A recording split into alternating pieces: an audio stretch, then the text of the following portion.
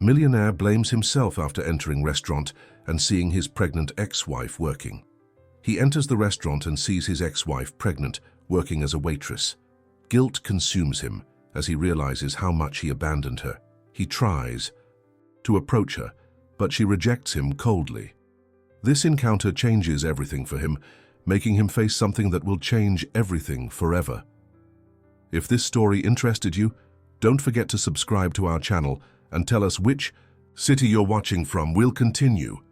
I promise this will be the best story you'll hear in your life. The dining room of Seaside Grill shimmered under the golden light of crystal chandeliers. Richard Morgan adjusted the cuff of his Italian shirt as he followed the maitre d' to the reserved table, his imposing presence cutting through the sophisticated atmosphere like a sharp blade. At 42, he had built a real estate empire that earned him millions, and every step he took echoed the confidence of someone who had never known the word impossible. Brooke, his 28-year-old girlfriend, walked beside him with the practiced grace of someone who had grown up admiring the pages of fashion magazines. Her wavy blonde hair cascaded over her bare shoulders, accentuated by the navy blue dress that Richard had personally chosen at a boutique in Paris. She was everything he desired, young, beautiful, and completely dazzled by the world of luxury he could offer. The table was strategically positioned so that Richard could observe all the movement in the restaurant. It was an old habit, developed during years of negotiating with astute businessmen and corrupt politicians. You never knew when a business opportunity might arise, even during a romantic dinner. Brooke chatted about the trip they were planning to Dubai, her eyes shining as she described the 7-star hotels she had researched on the internet. Richard nodded mechanically, half of his attention focused on the emails arriving on his cell phone. A new investment proposal for shopping malls, 3 meetings for the next week, and an invitation to a charity art auction where he hoped to impress new clients. That's when she appeared. At first, it was just a familiar silhouette that crossed his field of vision, carrying a tray with wine glasses. Richard blinked, certain he was seeing things. But when the woman turned to serve a nearby table, the world seemed to stop around him. Emily, his ex-wife, was there, just a few meters away, wearing the simple uniform of the Seaside Grill waitresses.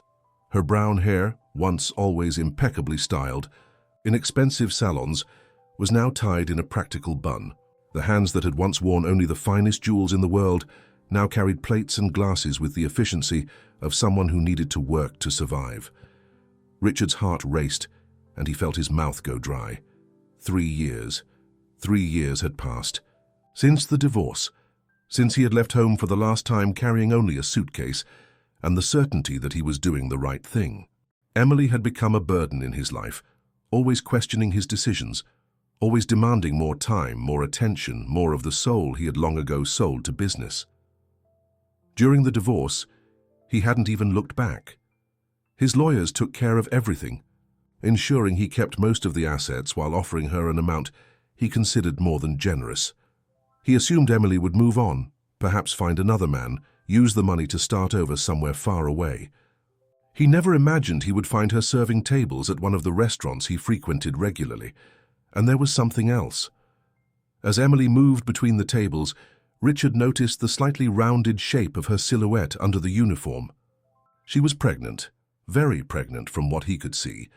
The revelation hit him like a punch to the stomach. Emily was expecting a baby and was working as a waitress to support herself. For a terrible moment, Richard wondered if the child could be his. But no, that was impossible. They had been separated for 3 years, and the divorce had been finalized 2.5 years ago. She must have found someone new, someone who had gotten her pregnant and then abandoned her, leaving her in an even worse situation than when she was married to him. "Richard, are you listening to me?" Brooke's voice brought him back to reality. She was watching him with a slightly irritated expression, her pink lips pursed in a charming pout that he would normally find irresistible. "Sorry, darling. I was thinking about an important meeting. Tomorrow." The lie came naturally, as always. "Keep talking about Dubai." But he couldn't concentrate. His eyes kept wandering around the room, looking for Emily. She had disappeared, probably in the kitchen or serving another section of the restaurant. Her absence was almost worse than her presence, because now Richard had time to process what he had seen. Emily pregnant, Emily working as a waitress, Emily apparently alone and struggling to survive. A wave of guilt invaded him, something he hadn't felt in years.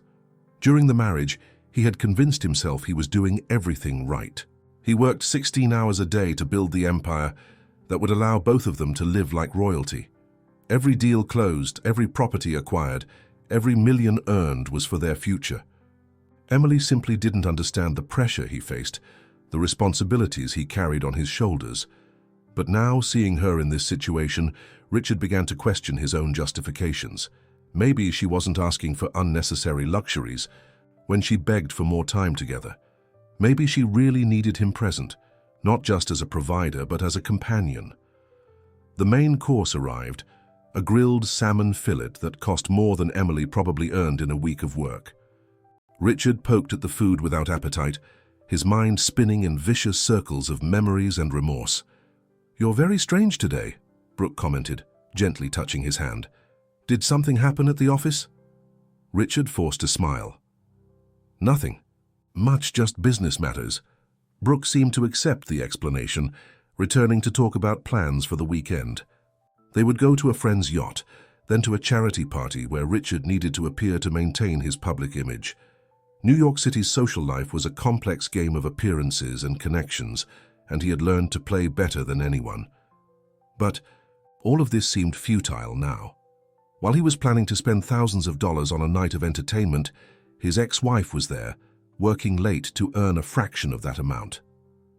When Emily finally reappeared in the dining room, Richard observed her more carefully. She moved cautiously, occasionally supporting her back with one hand, the universal sign of an advanced pregnancy. She must be in her last trimester, judging by the shape of her belly. That meant she had gotten pregnant shortly after the divorce, was finalized perhaps even before. The possibility that he could be the father of the child haunted him again.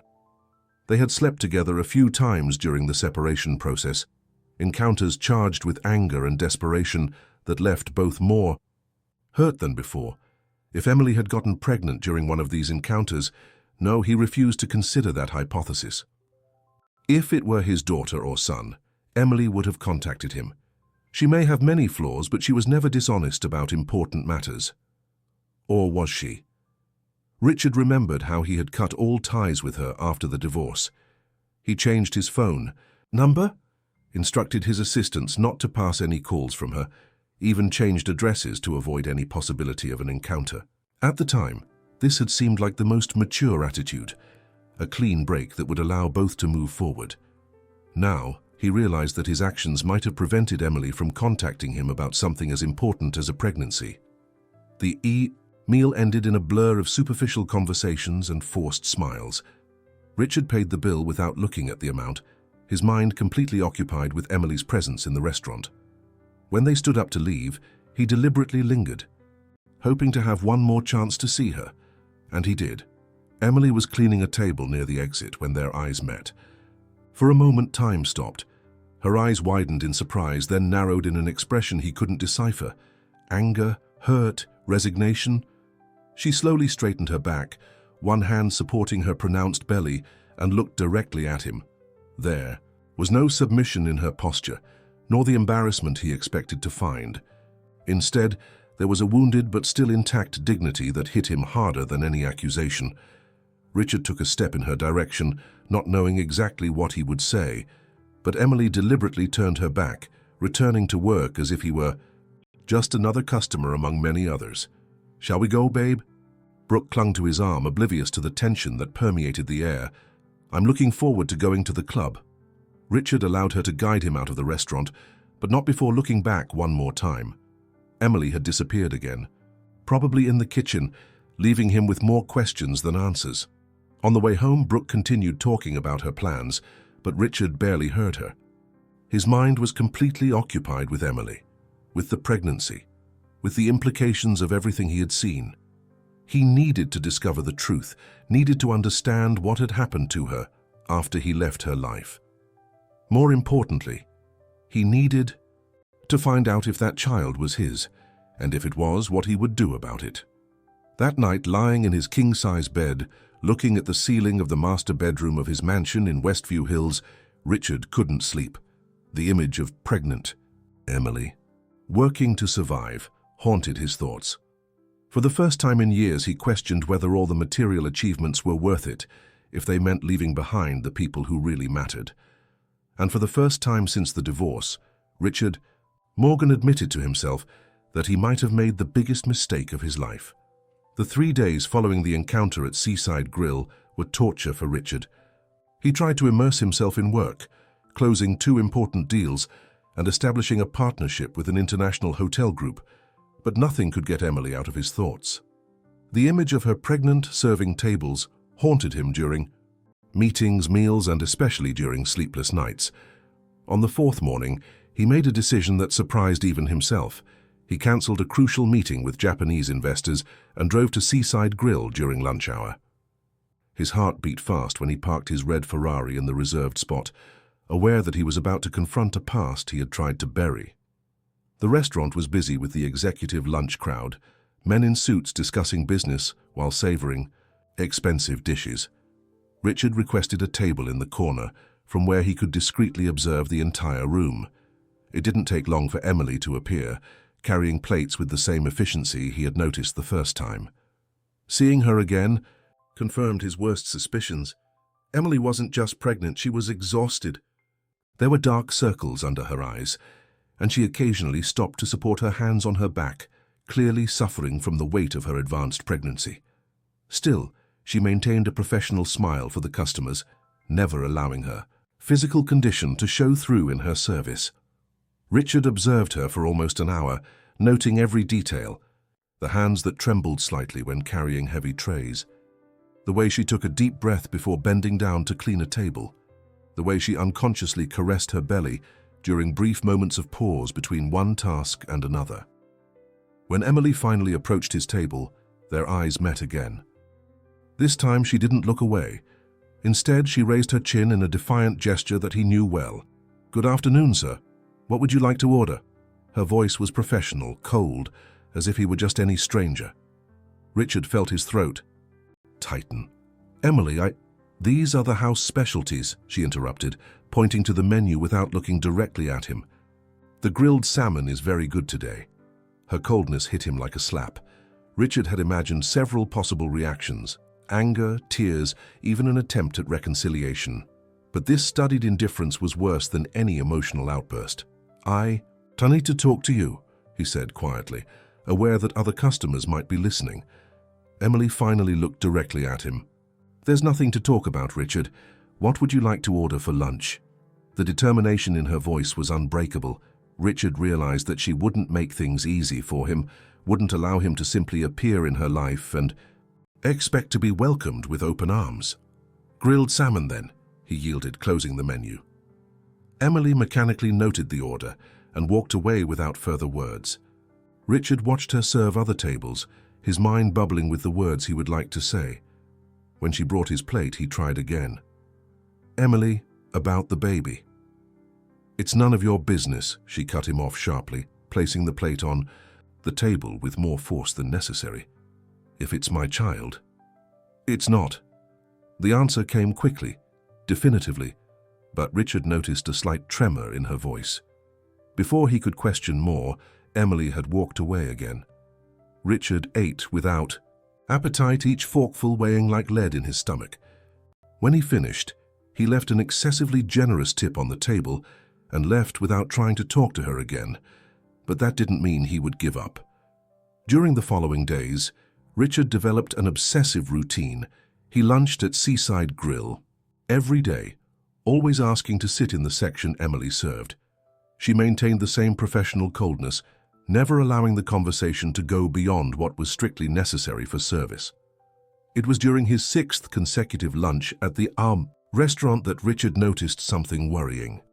Emily had stumbled slightly while serving a nearby table, and he saw the expression of pain that crossed her face before she could compose herself. When she approached his table, he was determined not to accept any more evasions. "You shouldn't be working in this condition," he said as soon as she approached. Emily looked at him with flaming eyes. As if it were your problem. It is my problem if that child is mine. I already told you it's not. And I don't believe you. The words came out harsher than Richard intended, and he saw Emily back away as if she had been physically assaulted. For a moment, the mask of indifference fell, and he could see the raw pain in her eyes. You have no right to question anything about my life, she said, her voice trembling with contained anger. You left. Remember, you chose your business over our family, so don't come now pretending you care. I always cared about you, Emily. I worked so hard to... For what, Richard? So we could have a bigger house, more expensive cars. I never asked for any of that. I just wanted you present. The conversation was attracting curious looks from other customers. Emily noticed and immediately returned to her professional posture, but Richard could see she was trembling. We can't. Talk here, he said. Meet me after your shift. I won't meet with you. Emily, please, 5 minutes, that's all I ask.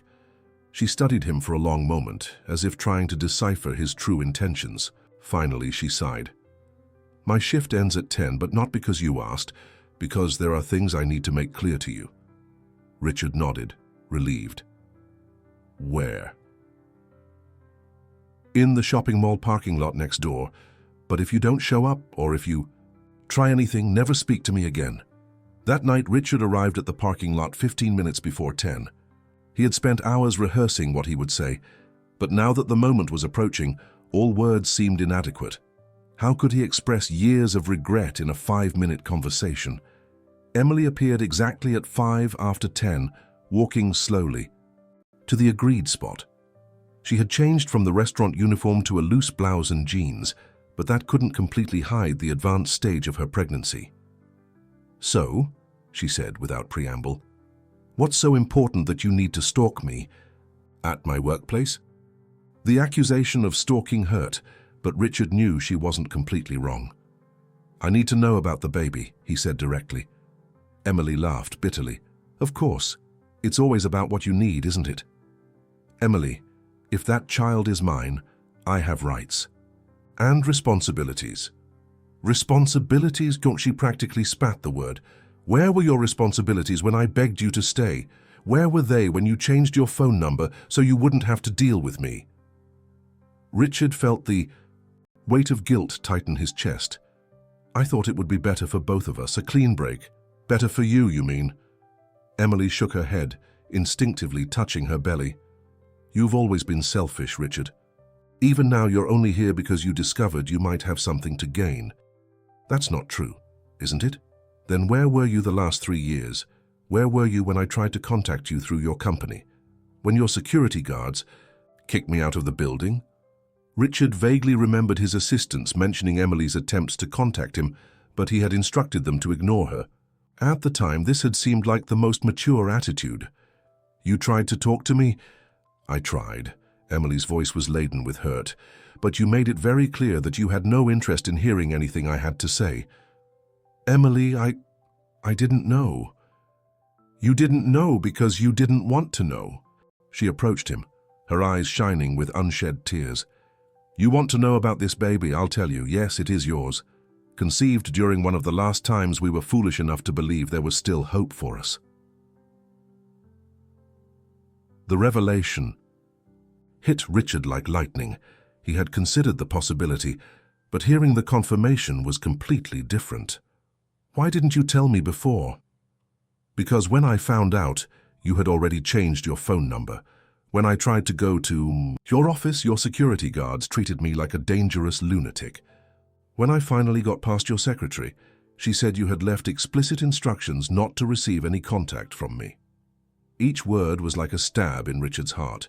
He had built walls so high around himself that he had prevented Emily from telling him about his own daughter. Is it a girl? Emily hesitated before answering. Yes. My daughter. The words came out as a whisper. Richard felt his legs weaken. He was going to be a father. He already was a father. And he had lost precious months of the pregnancy through his own stupidity. She's not yours, Emily said coldly. Being a father isn't just contributing half the DNA. It's being present. it's caring, it's mattering. You did none of that. But I can do it now. Let me be part of her life. Let me take care of both of you." Emily shook her head. "I don't need you to take care of me. I'm doing just fine on my own." Richard looked around the poorly lit parking lot, then at Emily in her simple clothes, clearly exhausted after a full day of heavy work. "This is doing fine. Working as a waitress 8 months pregnant?" The comment was a mistake. Emily's eyes immediately hardened. "Honest work isn't something to be ashamed of, Richard. I'd rather serve tables than owe you favors." "It wouldn't be a favor. It would be my obligation as a father." "You lost the right to call yourself a father when you abandoned me." Emily took a step back. "This conversation is over." She began to walk away, but Richard followed her. "Emily, wait. Please. I have nothing more to say to you." "And me. Don't I have the right to know my own daughter?" Emily stopped but didn't turn around. "Rights are earned, Richard, and you haven't earned any yet."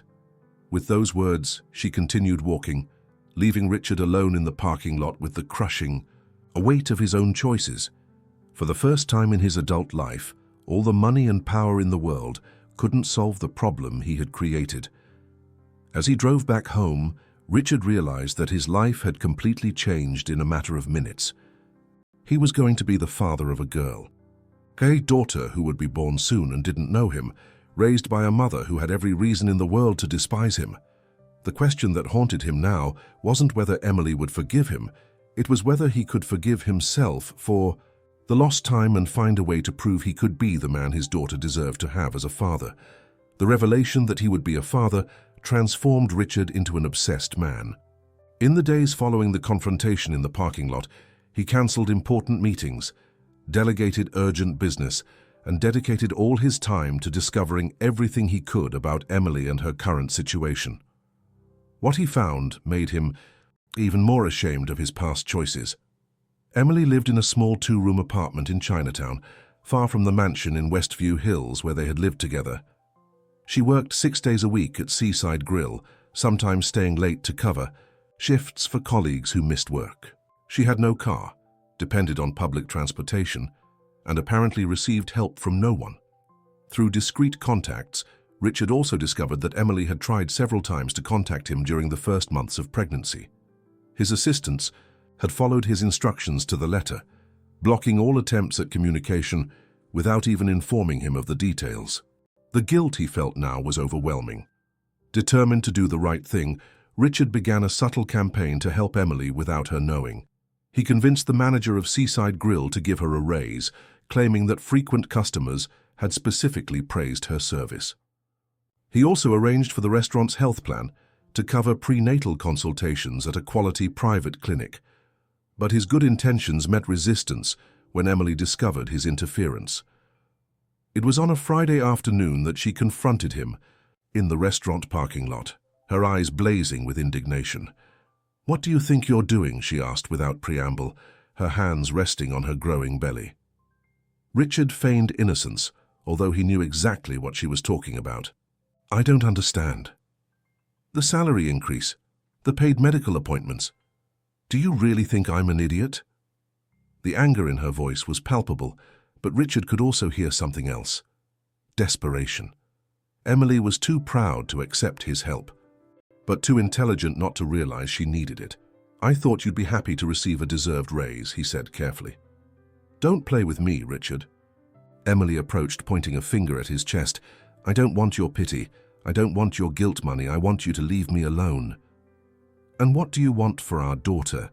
For her to grow up in hardship because you're too proud to accept help?" The question was like a slap in Emily's face. For a moment her mask of determination faltered, and Richard could see the vulnerability she was trying to hide. "Our daughter will grow up with dignity," she said, her voice trembling slightly, "even if that means she'll have fewer material luxuries. But why? Why does she have to pay for what happened between us?" Emily was silent for a long moment, one hand massaging her aching back. When she spoke again, her voice was softer, more tired. "Because I can't trust you, Richard. You abandoned a family once. What guarantees me you won't do it again? The brutal honesty of her words hit Richard like a punch. She was right, and they both knew it. How could he prove he had changed without the opportunity to demonstrate? Give me a chance, he begged. Let me prove I can be different. And if you can't, if you decide that being a father is too much work, my daughter will pay the price for your inconsistency. She's my daughter too. Biologically, yes, but fatherhood is much more than genetics, Richard. It's waking up in the middle of the night when the baby cries. It's changing dirty diapers. It's staying up all night when she's sick. It's putting her needs above your own ambitions. Are you ready for that? The question echoed in Richard's mind for days. Was he really ready for the responsibilities of parenthood? His life until then had been structured around his career, his business, his own satisfaction. The idea of putting someone else's needs above his own was both terrifying and exciting at the same time. It was while reflecting on these questions that Richard received a call that would change everything. It was Tuesday night, and he was in his private office reviewing contracts when the phone rang. The number on the display was unknown, but something made him answer. "Hello? Richard?" The voice was weak, gasping. "Emily? Emily? What happened?"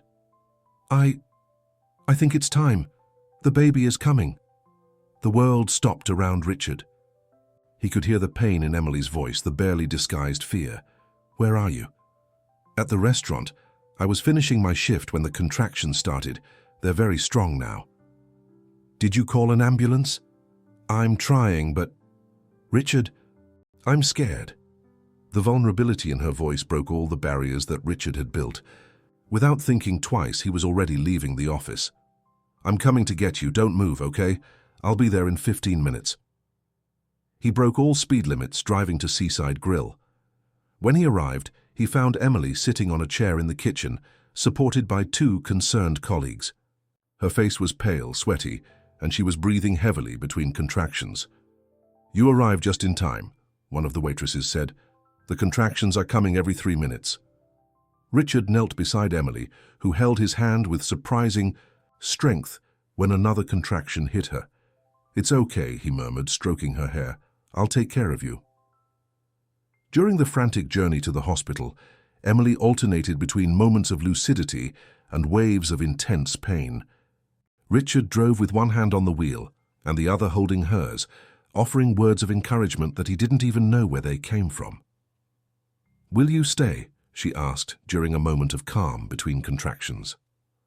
"I'll stay," he promised. And for the first time in a long time, Richard made a promise he knew he would keep. At the hospital, everything happened very quickly.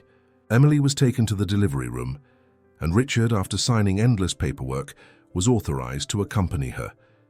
He had never imagined that witnessing the birth of a child could be so intense, so frightening, and so miraculous at the same time. For 3 hours he held Emily's hand, offering all the support he could.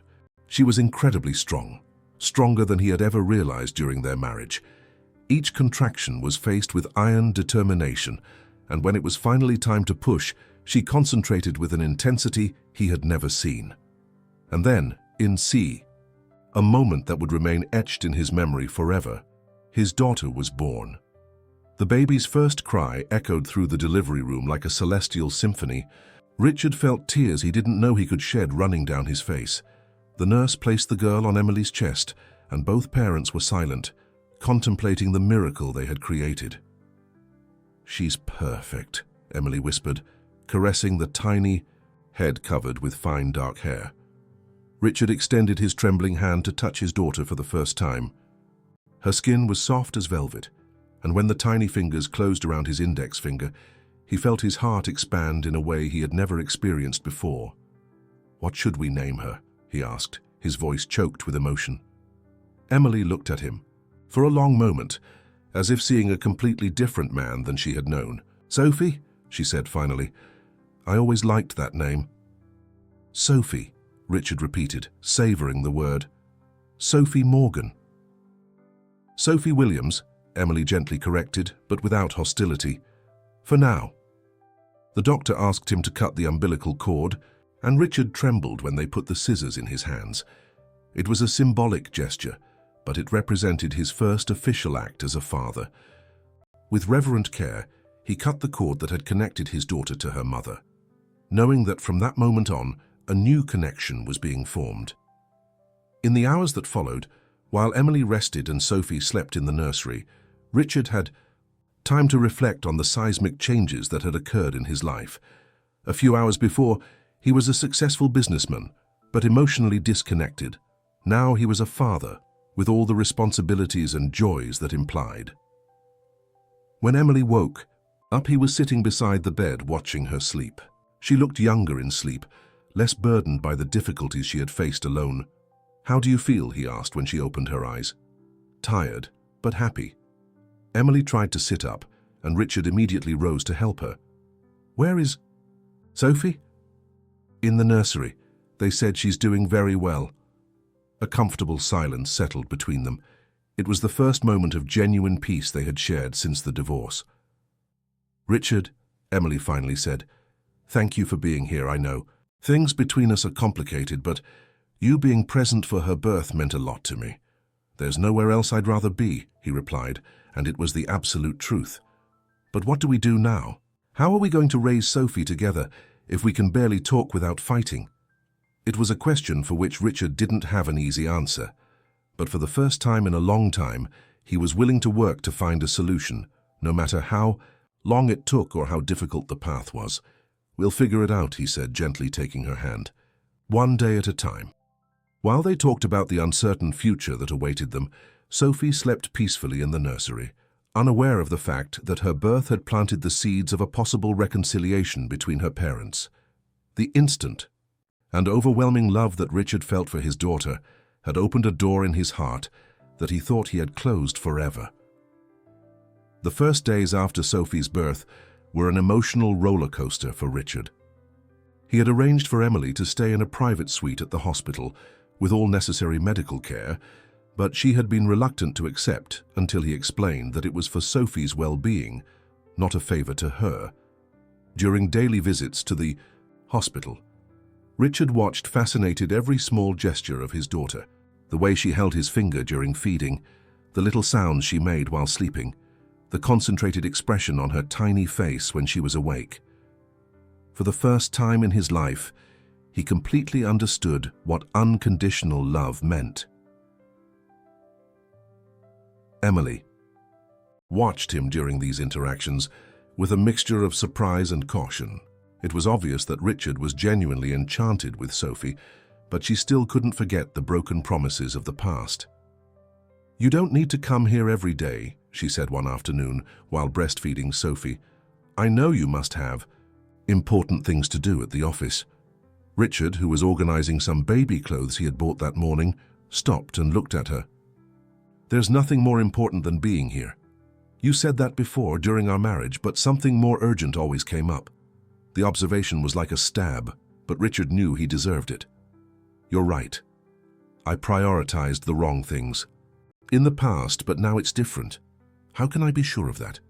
It was a fair question, and Richard knew that words alone wouldn't be enough to answer it. "Because you don't need to trust me immediately. I'll prove it through my actions." When it was time for Emily to be discharged from the hospital, the inevitable question arose about where she and Sophie would live. The small apartment in Chinatown wasn't adequately structured for a newborn, and Richard knew Emily wouldn't be able to afford a better place with her waitress salary. "Come live with me," he proposed during a conversation in the hospital room. "The mansion has plenty of space. I can hire a nurse to help." "No," Emily interrupted firmly. "I won't accept your charity." "It's not charity. Here it's my responsibility as a father. Sophie deserves to have the best care possible. And I agree, but not at the cost of my independence." The discussion dragged on for days until Richard proposed a different solution. He would buy a spacious, well-located apartment in Sophie's name. It would be a kind of trust fund, ensuring that his daughter would always have a safe home, regardless of what happened between him and Emily. Reluctantly, Emily agreed, as long as she could contribute at least part of the monthly expenses when she returned to work. The apartment that Richard chose was in Riverside, in a modern building with 24-hour security and a complete leisure area. It had 3 bedrooms, one of which was converted into a nursery that looked like a fairy tale setting, with delicate white furniture and decor in pastel tones. The move happened on a Saturday morning. Richard had hired a professional team to transport Emily's few belongings and had personally taken charge of equipping the apartment with everything a mother and baby might need. When Emily entered the apartment for the first time, carrying Sophie in her arms, she was speechless. It was infinitely better than any place she had lived since the divorce, but it was also a constant reminder of the disparity between her financial situation and Richard's. "It's beautiful," she admitted, walking through the spacious, well-lit living room. "But I still don't feel comfortable with all this." "You'll get used to it," Richard said, helping to organize things in Sophie's room.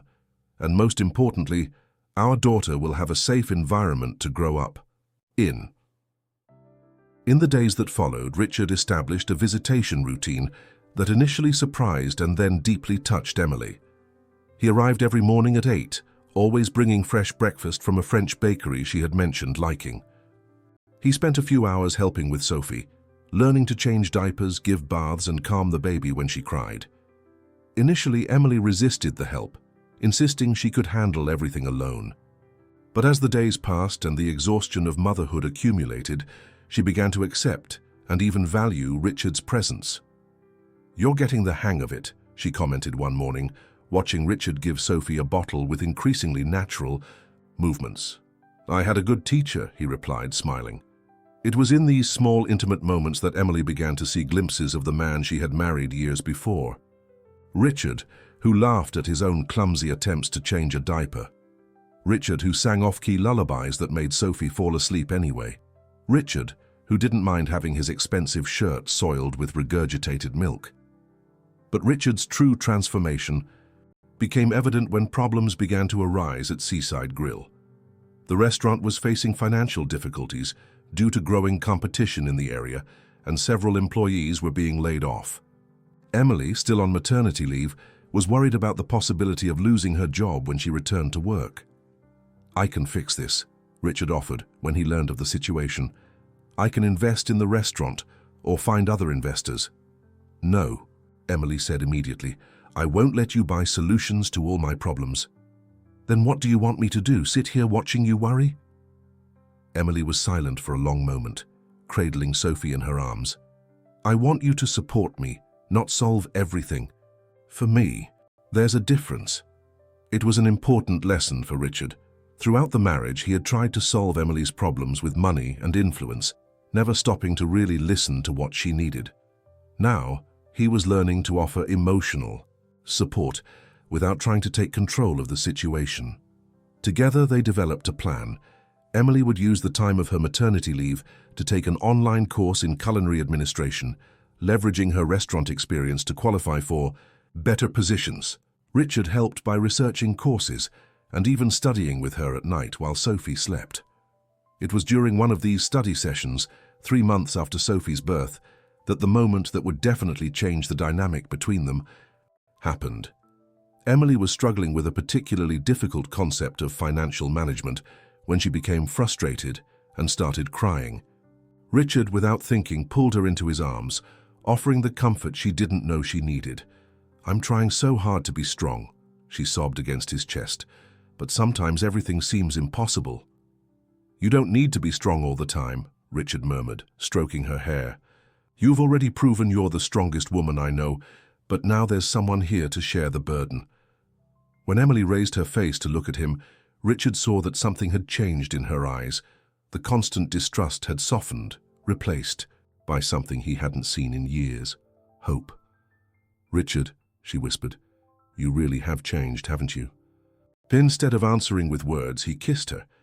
It was a soft, tentative kiss, loaded with all the regrets and hopes they hadn't been able to express with words. When they separated, Emily was crying again, but this time they were tears of relief. "I missed you so much," she admitted.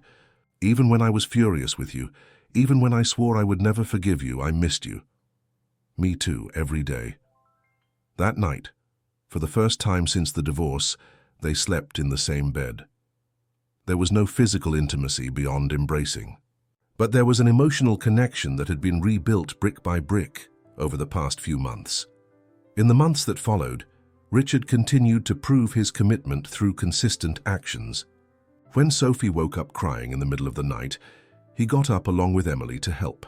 When she got sick with a strong flu, he cancelled an important business trip to take care of both. When Emily finally got a new job as a supervisor at a high-end restaurant, Richard celebrated as if it were his own achievement. The marriage proposal came in a simple and natural way during an ordinary Sunday. They were in the park with Sophie, who at 8 months was already crawling and exploring everything within her reach, when Richard suddenly knelt on the grass. "Emily Williams," he said, taking a small box from his pocket, "would you do me the honor of marrying me again?" The ring was different from the first one he had given her. Simpler, more delicate, chosen thinking of what she would like, not what would impress other people. "But this time," he continued, "I promise to be a real partner, not just a provider, but someone who will be present for all the important moments and also for the small moments of everyday life." Emily looked at Sophie, who had stopped, crawling to observe the scene with childish curiosity, then back at Richard. "Are you sure this is what you want?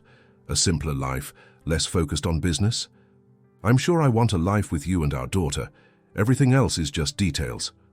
Emily's yes was accompanied by tears of joy and Sophie's laughter, who chose that moment to take her first wobbly steps toward her father. The wedding took place 6 months later, in a small, intimate ceremony in the garden of the Riverside apartment. Only close family and a few friends were present. Emily wore a simple but radiant dress and carried Sophie in her arms during the ceremony. When they exchanged vows, Richard promised to be present, to be patient, and to always put family first. Emily promised to trust again, to forgive completely, and to build with him a life based on true love, not appearances. The most emotional moment came when Richard took Sophie in his arms and made a special vow to her as well. "Sophie," he said, his voice choked, "I promise to be the father you deserve. I promise to be here for your first steps, your first words, your first day of school, and all the important moments to come. I promise that you will never doubt the love I have for you." As if understanding the solemnity of the moment, Sophie placed her tiny hands on her father's face and gave one of her toothless smiles that melted hearts. In the years that followed, Richard kept all his promises. He completely restructured his company, delegating more responsibilities to dedicate himself to his family. He learned to value weekends at home more than business meetings. He discovered that watching Sophie take her first steps was infinitely more rewarding than closing the biggest deal of the year. Emily flourished in her new career, eventually opening her own restaurant with Richard's unconditional support. They became true partners, sharing both the successes and the challenges that life brought. And Sophie grew up surrounded by the love of two parents who had learned, through mistakes and reconciliation, that the true value of life was not in material achievements, but in the ability to love unconditionally and be present for those who mattered most. Their story proved that sometimes you need to lose everything to discover what really has value, and that true love can overcome any obstacle when nourished by honesty, patience, and genuine commitment. The end, dear listeners. We hope that the story of Richard, Emily, and Sophie has touched you deeply. This journey of redemption and second chances shows us that it's never too late to recognize our mistakes and fight for true love. To continue experiencing equally emotional and transformative stories, we've prepared a special playlist that you'll find right here. If this narrative warmed your hearts, don't forget to subscribe to our channel and let us know which city you're watching from. Every day we bring unique stories that explore the complexity of relationships and the beauty of human transformation. Don't miss our upcoming content and tell us in the comments.